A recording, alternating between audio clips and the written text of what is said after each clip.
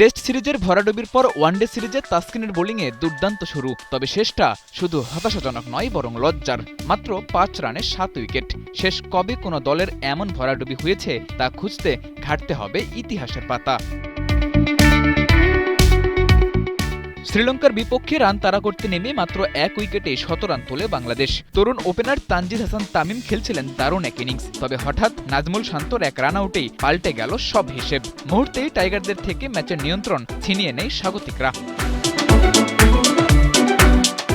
মাত্র ৫ রানের ব্যবধানে ৭ উইকেট হারিয়ে বাংলাদেশ যে রেকর্ড গড়েছে সেই রেকর্ডে বাংলাদেশের উপরে কেবল জিম্বাবুয়ে। পরিসংখ্যান বলছে ইনিংসের যে কোনো পর্যায়ে সবচেয়ে কম রানের মধ্যে ৭ উইকেট হারানোর রেকর্ডে বাংলাদেশের অবস্থান দ্বিতীয়। টাইগারদের উপরে আছে কেবল জিম্বাবুয়ে। ২০০৮ সালে এই শ্রীলঙ্কার বিপক্ষে নিজেদের ঘরের মাঠে মাত্র ৩ রানের ব্যবধানে ৭ উইকেট হারিয়েছিল আফ্রিকার দেশটি।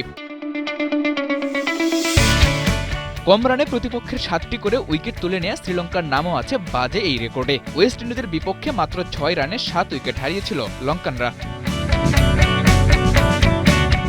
তবে বাংলাদেশের ইনিংসে এমন ভয়াবহ ব্যাটিং ধস এবারই প্রথম না। এর আগেও ২০১৪ সালে মিরপুরে ভারতের বিপক্ষে ১০৬ রানের লক্ষ্যে ব্যাট করতে নেমে ৮ রানে শেষ ৭ উইকেট হারায় টাইগাররা। তাই তো বাজে এই রেকর্ডের তালিকায় বাংলাদেশের নামটাই সবচেয়ে বেশি উজ্জ্বল।